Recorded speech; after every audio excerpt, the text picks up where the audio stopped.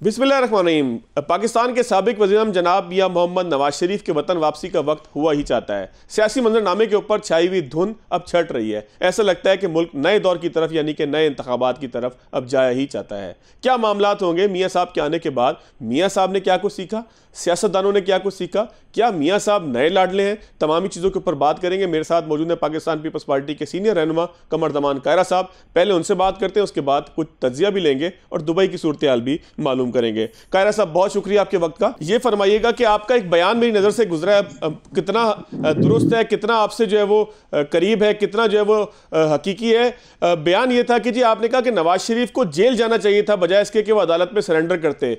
तो किन ग्राउंड्स के ऊपर आप ये समझते हैं कि उनको जेल का रास्ता अपनाना चाहिए था? ये एक डिबेट थी, एक प्रोग्राम के अंदर बड़े सीनियर वकला मौजूद थे, तो मैंने वहां भी कहा कि मुझे कानून की समझ नहीं है। मैं क्योंकि कानून का तालिब इल्म नहीं हूँ, प्रैक्टिशनर नहीं हूँ, लेकिन मैं ये समझता हूँ कि मियां साहब को सजा जो हुई थी वो गलत थी। मैं मियां साहब की सजा के बारे में वाज़ेह मौक़िफ़ रखता हूँ कि वो गलत तरीके से उनको सजा दी गई, लेकिन वो एक कानून की अदालत ने उनको सजा दी थी और उनकी एक अपील मौजूद थी।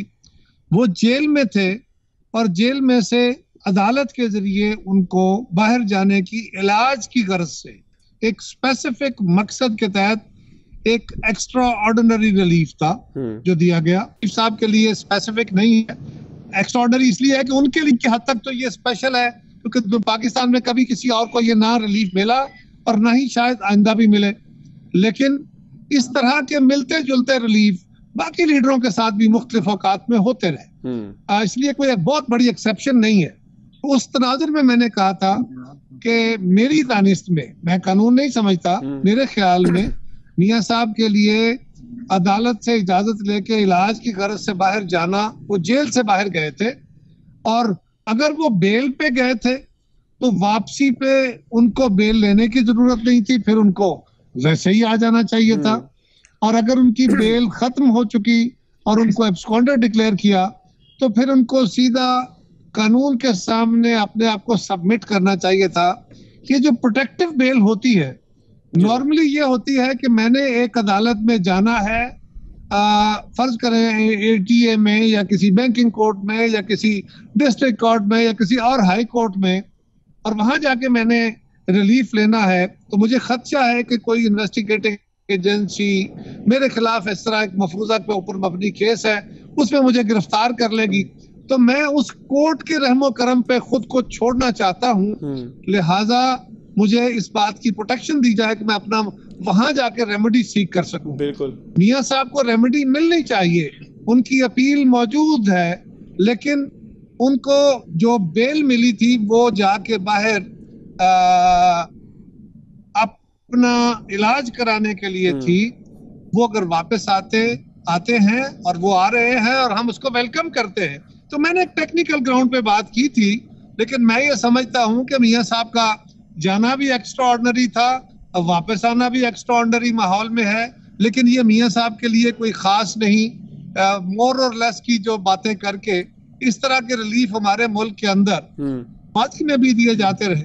अच्छा सर, आप माजी के रिलीफ की बात कर रहे हैं, आप एक्स्ट्रा ऑर्डिनरी की बात कर रहे हैं, अगर इन दो जुमलों के ऊपर ही बात की जाए तो इमरान खान साहब जो लाडले थे अदालतों के, जिनको कहा जाता था कि अदालतों के लाडले, ज़ाहिर है मेरा काम नहीं है कि उनको डिक्लेयर करूं, लेकिन उनके हवाले से तनकीद ये थी कि वो अदालतों के लाडले हैं। तो क्या वो तनकीद के निश्तर मियां साहब पे भी चलने चाहिए कि वो अदालतों के लाडले हैं, आप समझते हैं कि ये प्रोटेक्टिव बेल हक था और उनको मिल गया? जी, नवाज शरीफ साहब के लिए भी अदालतों का लव हेट रिलेशनशिप पता नहीं मुख्तलिफ रंग में रहा, ये बात अपनी जगह, लेकिन इमरान खान साहब को तो बहुत बड़े एक्स्ट्राऑर्डिनरी रिलीफ अदालतों से मिले ना। कभी ये भी हुआ कि जो माजी के केसेस हैं उन पे भी बेल और जो आइंदा होंगे उन पे भी बेल, ये भी इमरान खान साहब के साथ हुआ।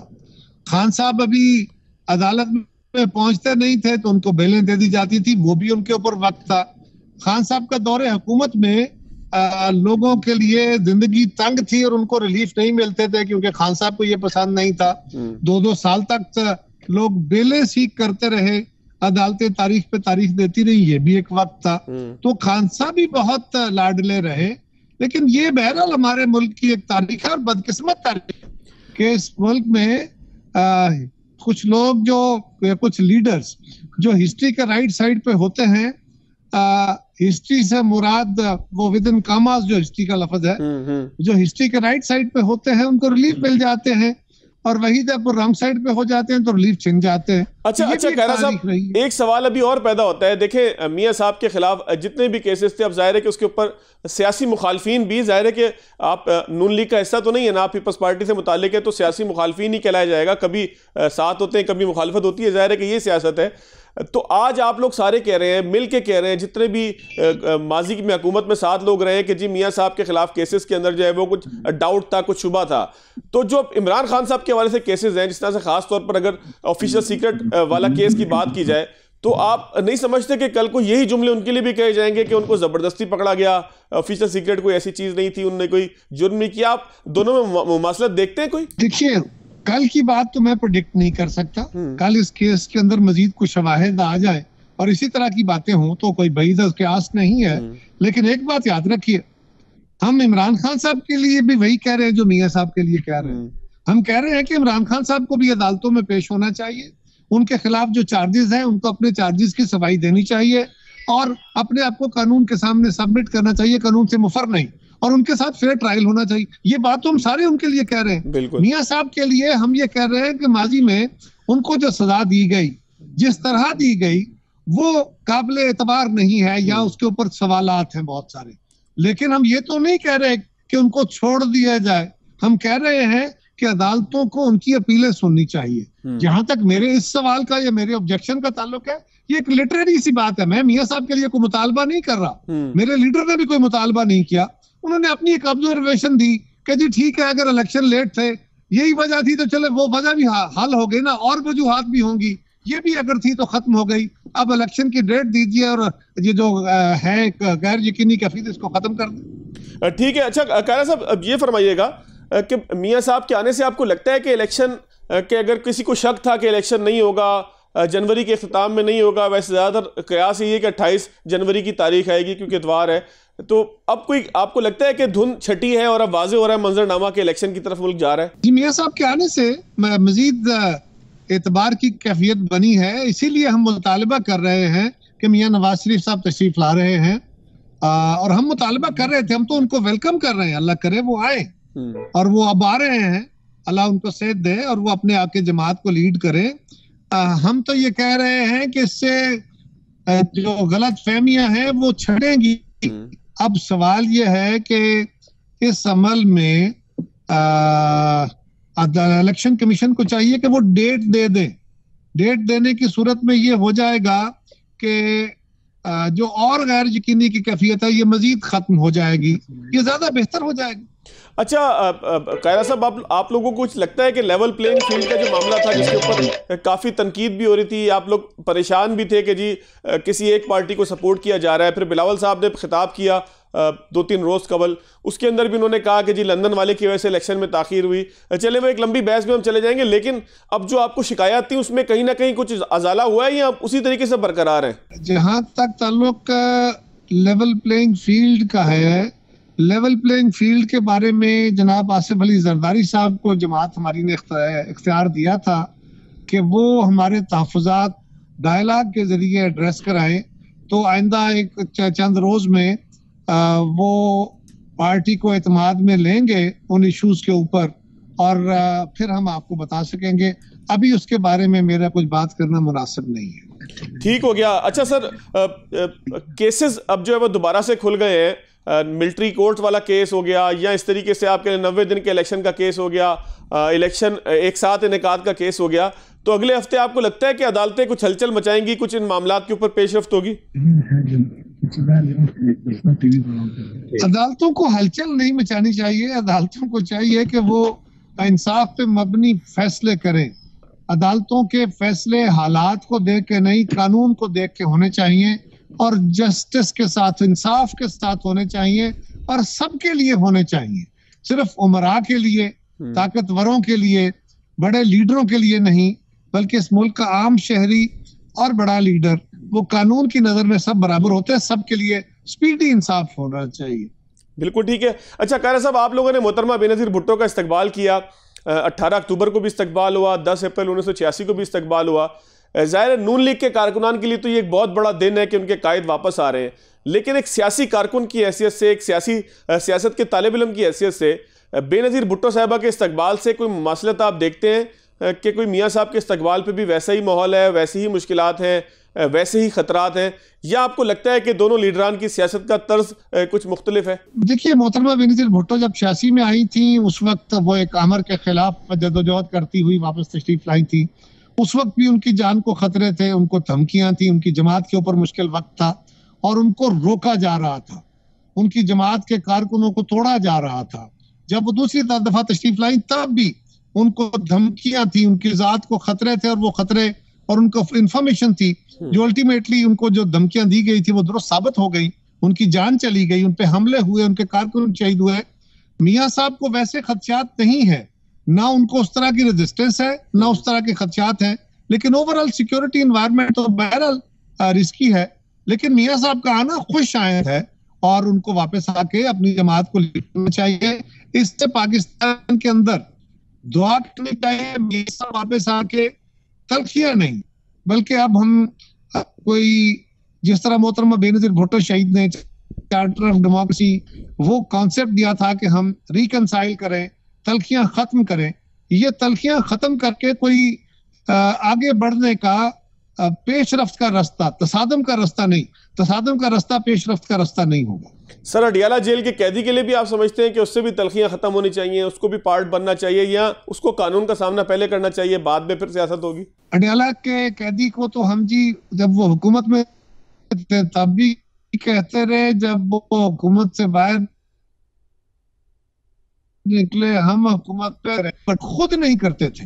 वो मिसल है कि गुड्डी जी दी भावां विच बहंदा नहीं भरावां विच। वो खान साहब सूरत हाल में थे, अब हम उस वक्त भी कह रहे थे और हम आज भी समझते हैं, लेकिन एक बात है कि खान साहब ने अपने लिए ये माहौल खुद क्रिएट किया है, खुद अपने लिए ऐसी माहौल क्रिएट किया है। अब उनको एनेबलिंग एनवायरनमेंट खुद क्रिएट करनी है, उनको अपने किए पे, बहरहाल अपनी जमात के किए पे नदामत और उस पे माजरत करनी चाहिए ताकि कुछ आसानी के रास्ते पैदा हो सके।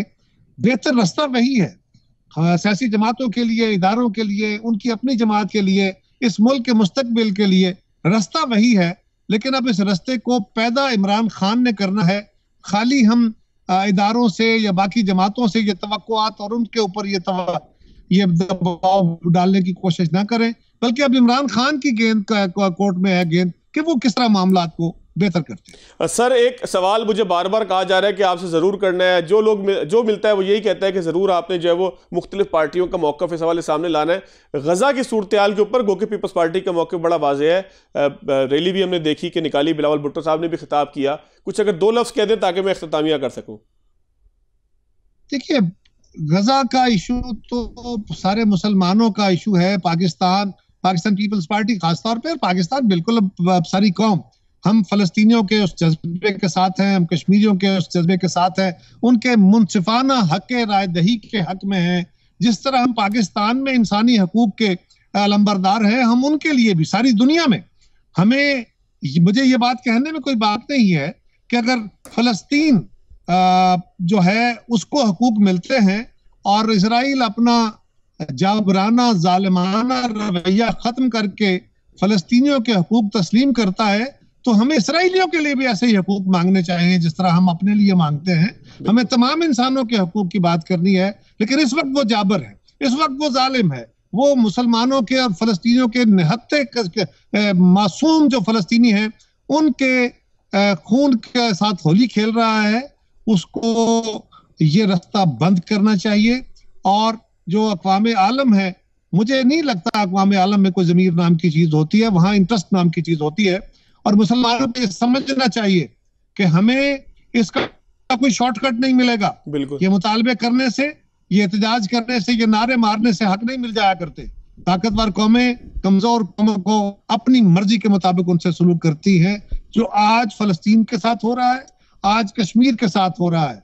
मुसलमानों को और पाकिस्तानियों को ये बात समझनी चाहिए कि जज्बाती नारे और सिर्फ ये जो है ना जुलूस और जलसे कर देने से, ना हमारे जलसे फलस्तीनियों को दिखाई दे रहे हैं, ना हमारे नारे उन तक पहुंच रहे हैं। हमें ये चाहिए कि हम खुद कुल साथ हैं, हर हाल में साथ हैं, हम कश्मीरियों के साथ हैं और दुनिया के ज़मीर को जोड़ने की कोशिश करनी चाहिए। लेकिन दुनिया के साथ साथ अपने ज़मीरों को भी जोड़ने की जरूरत है कि हम दुनिया में कामयाब कौमों का रास्ता इख्तियार करें। बहुत शुक्रिया कमर जमान कायरा साहब मेरे साथ मौजूद थे। सर आपका बहुत शुक्रिया। ब्रेक लेंगे, ब्रेक के बाद आगे की तरफ चलेंगे। ब्रेक के बाद खुशामदीद। आमिर इलियास राना साहब मेरे साथ मौजूद हैं दुबई से, और साथ साथ नज़ीर लगारी साहब मौजूद हैं, सीनियर सहाफ़ी तज़कियाकार हैं। लगारी साहब का ज़ाहिर है कि एक बड़ा तजर्बा है सियासत में, जो माजी में जो कुछ होता रहा मुस्तकबिल के साथ कैसे कनेक्ट होता है। लगारी साहब से ये भी पूछेंगे और राना साहब से पूछेंगे दुबई में आखिर हो क्या रहा है। लगारी साहब अगर आपकी इजाज़त तो सर मैं राना साहब से सिर्फ दुबई के हाल अहवाल मालूम कर लूँ, क्योंकि वो फ़ोन पे हैं, तो 5-6 मिनट में ज़रा उनको एक्सप्लेन कर देते हैं। हम भी सुनना चाहते हैं जी। राना साहब क्या माहौल है दुबई के अंदर? सहाफ़ी बरादरी कितनी जमा है? मियाँ साहब किस तरह के तैयारे पे आ रहे हैं? किसने दिया है? कोई ख़ास किसी शाही ख़ानदान का तैयारा है या उन्होंने बुक करवाया? कुछ तफसीलात क्या हैं?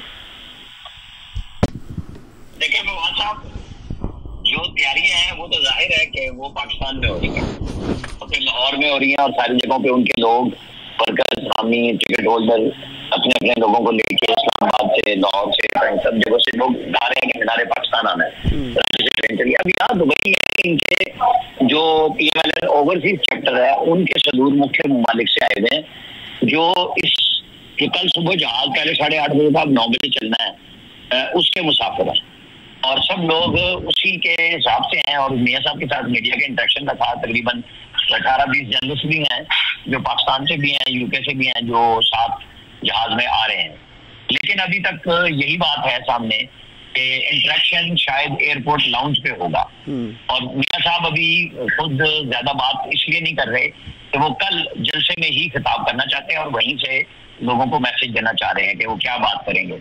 और यहाँ पे उनकी कुछ जो दुबई की कंपनियां हैं, उनके CEOs के साथ मुलाकातें उनकी हुई हैं, और कुछ दुबई के आला हुकाम है जिनके साथ ये बता नहीं रहे हैं। जैसे सऊदी अरब में कुछ आला सतही मीटिंग्स हुई हैं, लेकिन ये उनको भी शेयर नहीं कर रहे, नहीं चाहते कि ये शेयर किया जाए और बताया जाए। और वो इनके लोग तो वही दावा और गुफ्तगू यही कर रहे हैं कि पाकिस्तान के मफाद के लिए मियाँ साहब कुछ इन्वेस्टमेंट के पॉइंट ऑफ व्यू से बातचीत कर रहे हैं यहाँ सऊदी अरब में, जो बात करके और यहाँ पे करेंगे अब, कि पाकिस्तान को किसी तरीके से कुछ फायदा हो सके। अब वो क्या हो सकेगा, जाहिर है कि उसके अंदर जो हमारे पाकिस्तान के एस्टेब्लिशमेंट है, निगरान हुकूमत है, उनसे तो ये इन टच ही होंगे कि अगर पाकिस्तान के हवाले से होना है तो गवर्नमेंट के साइड लेवल पे होना है। अभी तो मियाँ साहब एक प्राइवेट आदमी है और उनका सारा कुछ तय होना है, जमानत उनको मिल चुकी है, और कल उसी जमानत की बेस पे वो पाकिस्तान आ रहे हैं। तो वो इस्लामाबाद उतरेंगे और वहाँ कुछ टेक्निकली वजूहात तो वही है जो आदम नजीर तारर कह रहे हैं कि वो एक दफा वहाँ पे कोई लेटर वेटर अदालत के नाम पे कोई अल्फिया बयान उनके वकला उनसे साइन कराएंगे कि जी देखे मैंने कहा था मैं पेश होना चाह रहा हूँ, और टिकट भी मैंने इस्लामाबाद हाई कोर्ट का दिया था तो मैं वो भी दे रहा हूँ, और मैं फिर अब आ गया हूँ और 24 तक है तो फिर 24 को मैं आ जाऊंगा। ये करके अभी दो चीजें हो रही है कि इमिग्रेशन क्या वहाँ इस्लामाबाद में होगी, क्योंकि टेक्निकली तो जब जहाज लैंड कर जाएगा तो इमिग्रेशन होनी चाहिए, लेकिन इनके करीबी लोग कह रहे हैं कि नहीं, इमिग्रेशन लाहौर में ही होगी, और 2 घंटे से भी कम टाइम में जहाज वहां रुकेगा इस्लामाबाद में, तो फिर वो लाहौर चला जाएगा, और लाहौर में जाहिर है उनकी डेस्टिनेशन मीनारे पाकिस्तान है। अच्छा राना साहब, ये जहाज है किसका? कोई प्राइवेट जहाज है किसी जो है वो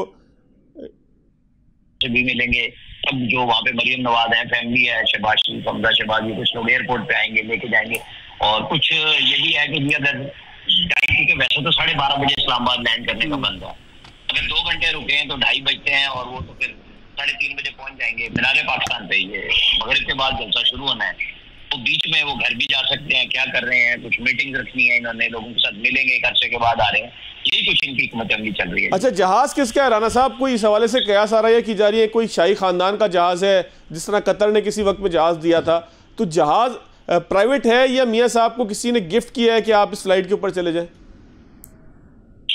पता नहीं कि गिफ्ट किया या नहीं किया, मुझे तो ये पता है कि हम जो जर्नलिस्ट आए हैं हमने सबने अपने अपने टिकट के पैसे इन्होंने दिया था। एक प्राइवेट कंपनी है जो जहाज मतलब उनके पैसेंजर जहाज चलते हैं फ्लाई दुबई, उसको उससे इन्होंने जहाज लिया है कि 170 मुसाफिरों की गुंजाइश है उसके अंदर टोटल, जिसमें हमला भी सब कुछ शामिल है।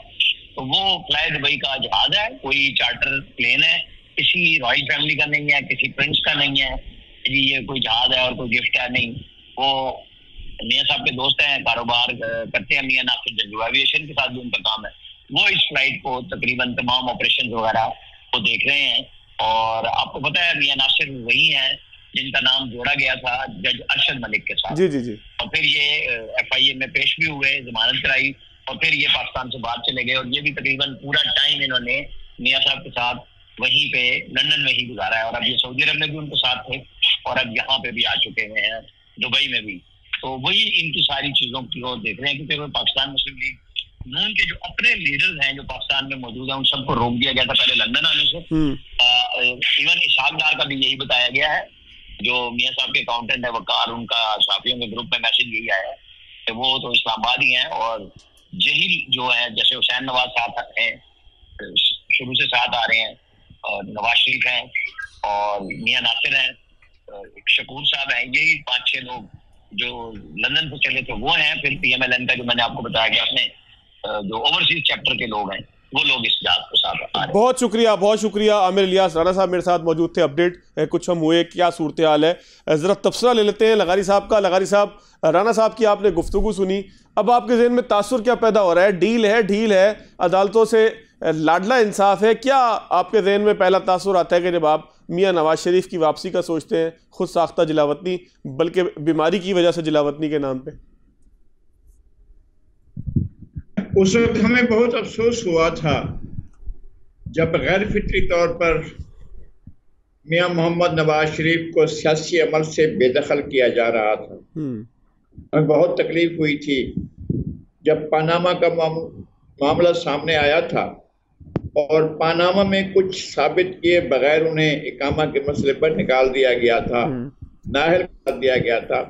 और सुप्रीम कोर्ट ने डायरेक्ट फैसला किया था और सुप्रीम कोर्ट के जज साहिबान ने पहले ही मरहले में कर दिया था, बाकी 3 जज साहिबान ने दूसरे मरहले में एक AIT बनवा कर उन्हें फारिग कर दिया था।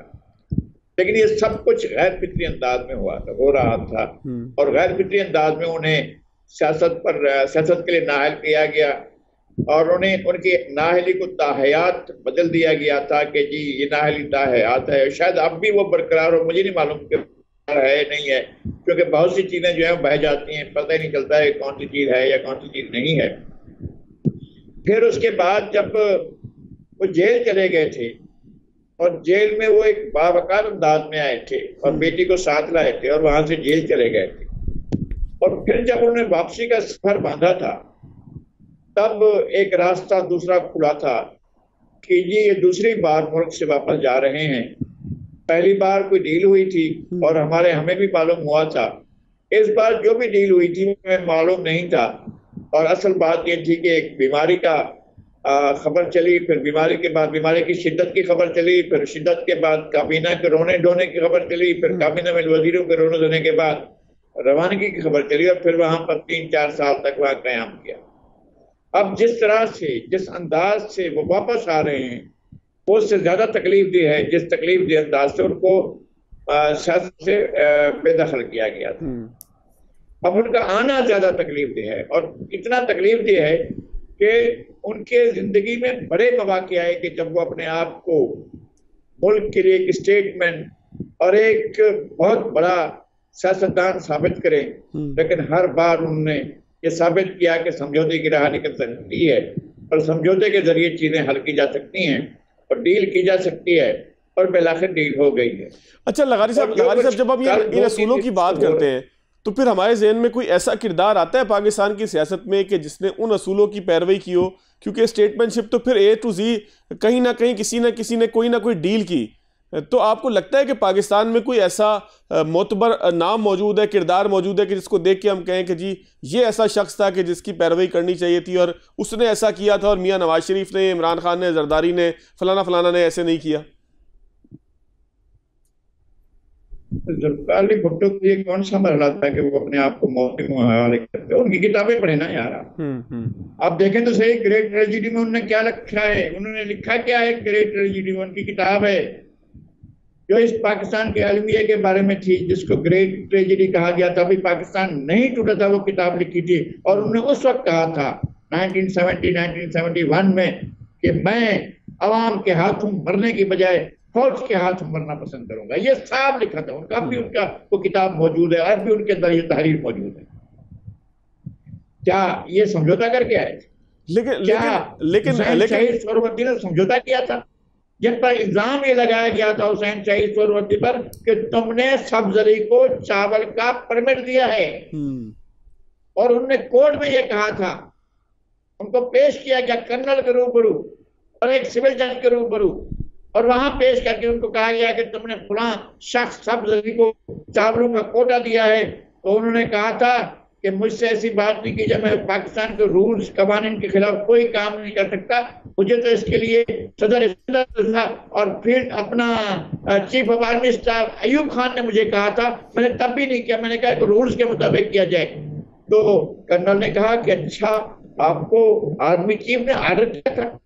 उसने कहा, बहुत जोर से डांटा और कहा खामोश हो जाओ, मैं वजीर आजम था, वजीर आर्मी चीफ हुक्म देता, क्या बात करो?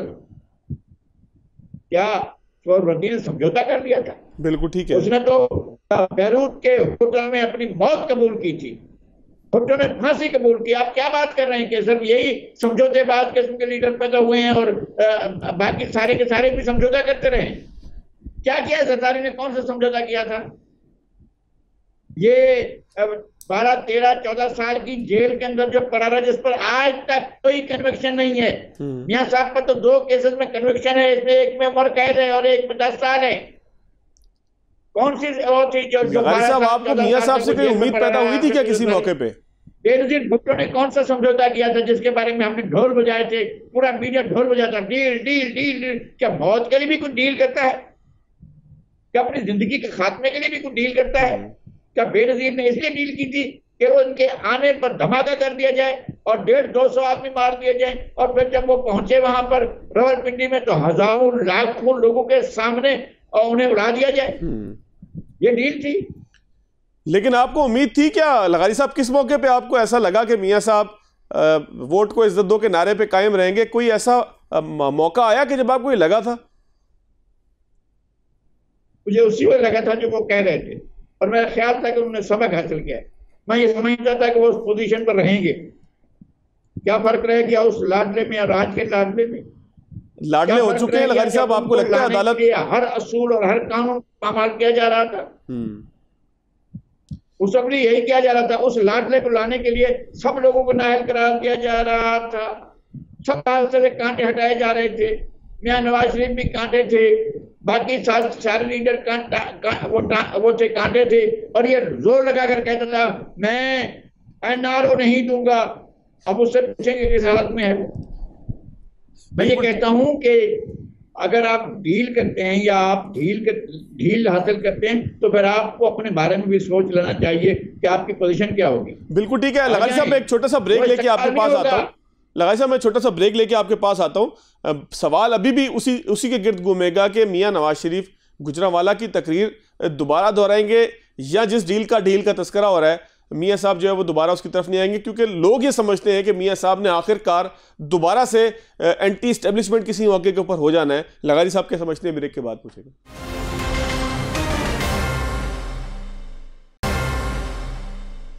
ब्रेक के बाद खुशामदीद। लगारी साहब, एक इस्लामाबाद के कुछ हलकों में मैंने बात करते हुए सुना, कुछ पीपल्स पार्टी के दोस्त भी थे, उनका कहना था कि जरदारी साहब इंतजार कर रहे हैं कि मियां साहब आएंगे और आने के बाद कोई गलती करेंगे कि जहां पे उनको मौका मिलेगा कि दोबारा से वो ओवरकम कर सके उस सारे पॉलिटिकल सिनेरियो के ऊपर कि जो इस वक्त मियां नवाज शरीफ के हक में है, चाहे फिर वो उनको लाडला पन के मामले के हवाले से कुछ कहा जाए।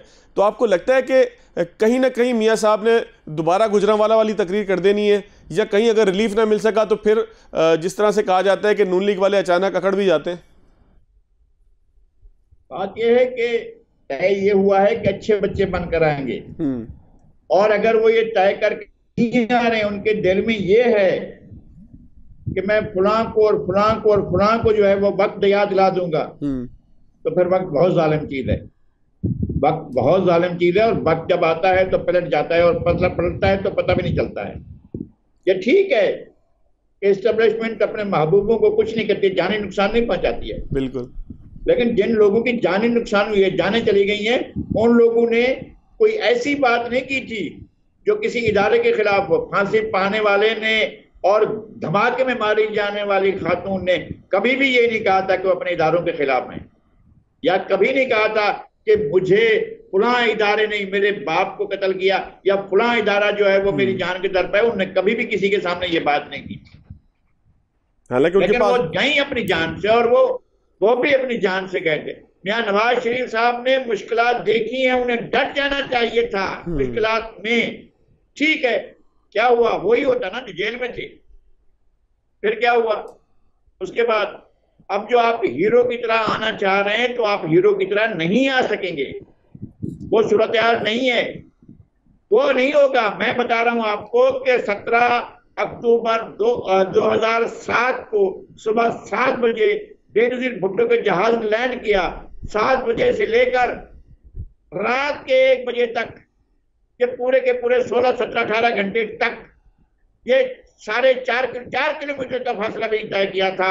इतना बड़ा इस्तकबाल नहीं हो सकता है किसी का भी तारीख में कि पूरे के पूरे 17-18 घंटों में रात के 1 बजे तक, सुबह 7 बजे से रात के 1 बजे तक जब धमाका हुआ और 150-200 आदमी मारे गए, उस वक्त तक जो है कोई जगह ऐसी नहीं थी जहां इंसान नहीं थे। अच्छा लगारी साहब थ्रो बैक की तरफ अगर जाए, लाहौर में मोहतरमा बेनजीर भुट्टो उतरी थी 10 अप्रैल 1946 को। जलसा होना था, वो जलसा का उस वक्त भरा हुआ था, सुबह से भरा हुआ था। लगारी साहब 10 अप्रैल 1986 को क्या हुआ था जब मोहतरमा बेनजीर भुट्टो लाहौर आई थी? क्योंकि इख्तितामी 1 मिनट है, कुछ याद अगर ताजा उसकी कर दें आप। मैं कहता हूं कि 10 अप्रैल 1986 और 17 अक्टूबर 2007, इन दोनों में कोई फर्क नहीं है।